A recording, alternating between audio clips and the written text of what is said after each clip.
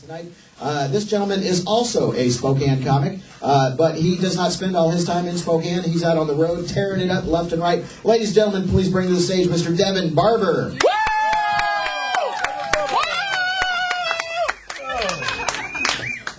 Put your hands together for my little buddy there, Kim McComb.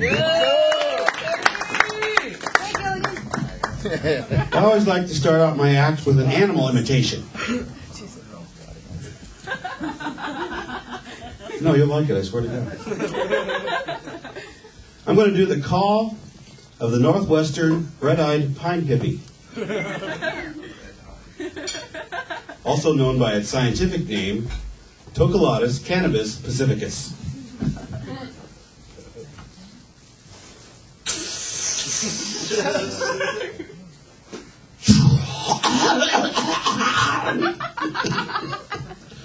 Thank you. Man, I got excited the other day. I was driving down Garland and I saw this little shop. It said discount smoke. I was disappointed.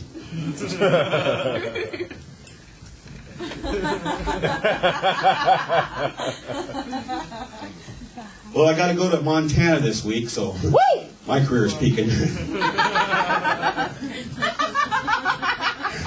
And that is a bizarre state, folks. I mean, they've got mini marts like everybody else, and they've got several chains.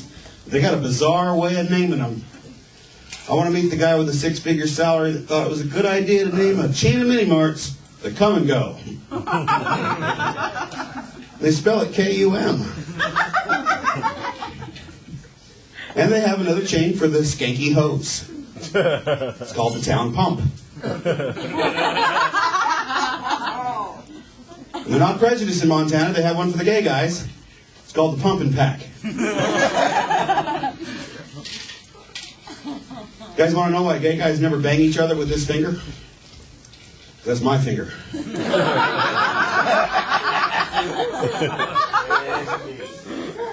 Now, I don't have anything against gay guys. In fact, I'm kind of jealous of gay guys because they can react to things in ways us straight guys just can't. My daughter was telling me one day that her favorite breakfast was a bowl of cream of wheat with an egg on it. Now, as a straight guy, the only way I could react to that is to just kind of go, oh, God, I'd never eat that. But the true reaction deep down inside me, I think it was a little more gay. Ew! That's ucky.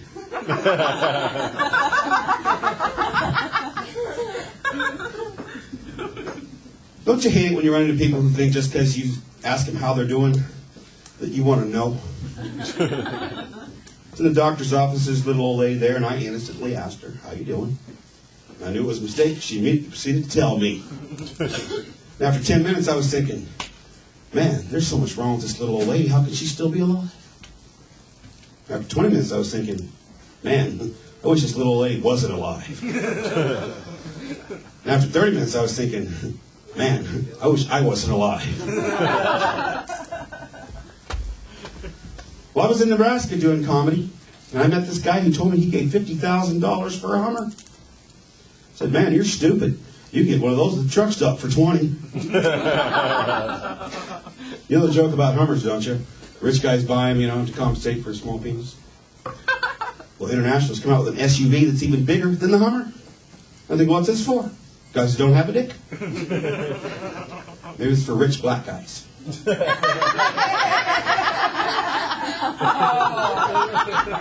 Hey, I cleared that one through Harry. I've never heard that. Me and Harry, we talk about race relations all the time. He was complaining one day about this stuff about, having sex with a black person is like chocolate, sexual chocolate. They just like chocolate. I said, no, that's bullshit. I dated a black guy, a black girl. It's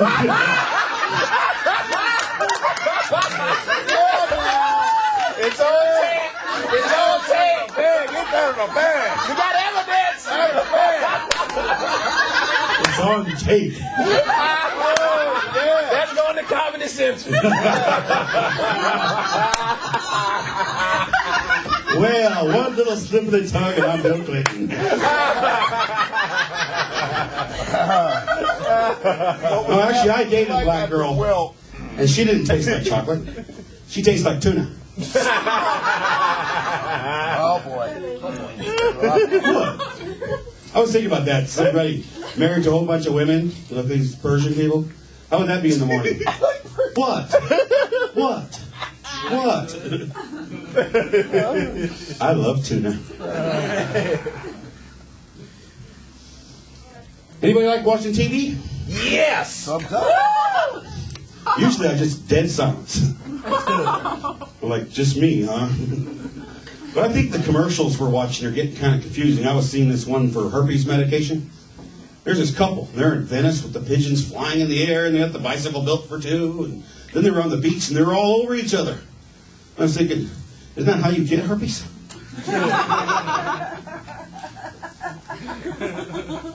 Saw this other commercial. It's advertising a product that not that long ago was relegated to the inside back cover of Hustler magazine. Well, they got to be real subtle about this product. So I figure, maybe I better translate. Let me know if you recognize this commercial.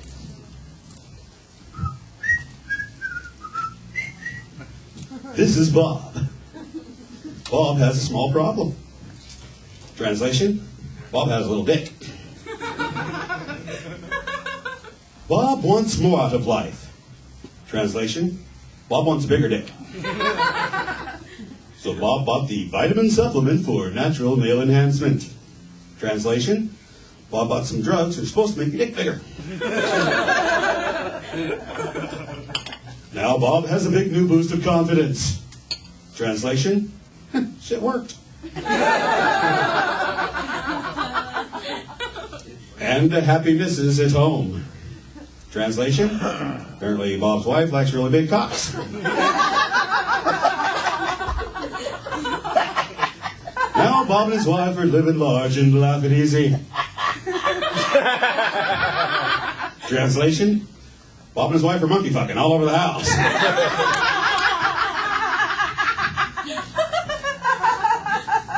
But my favorite television is any of those shows that warn you about the graphic nature. Woo! You know, like that World's Wildest Police videos with Sergeant John Van Hale.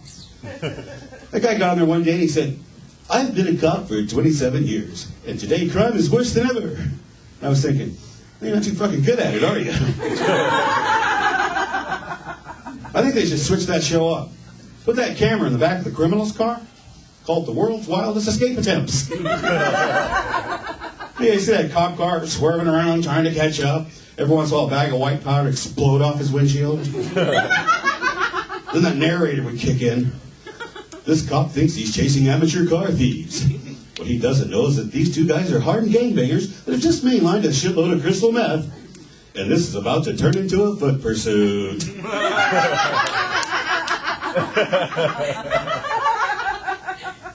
was watching one of those anti-drug commercials the other day.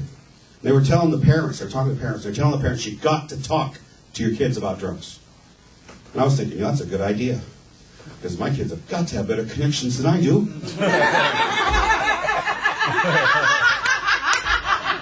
And they do.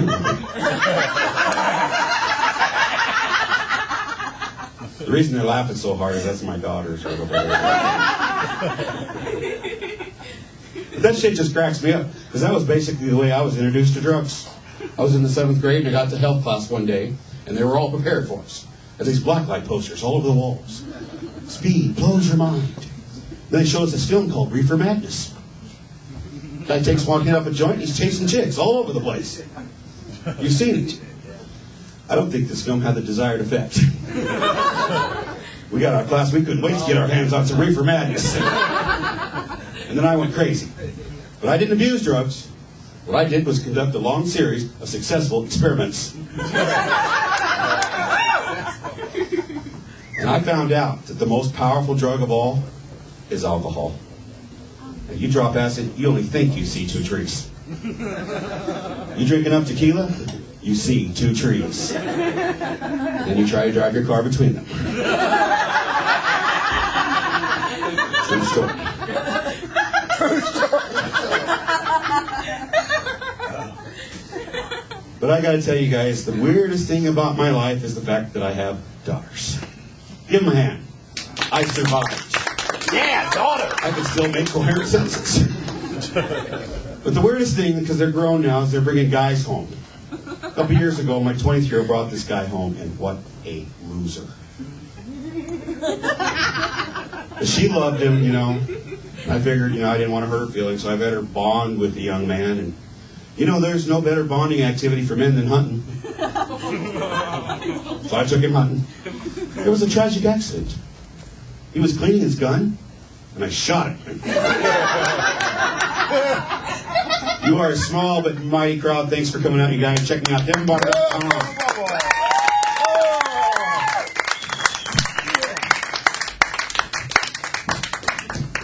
Ladies and gentlemen, Devin Barber right there. Devin Barber.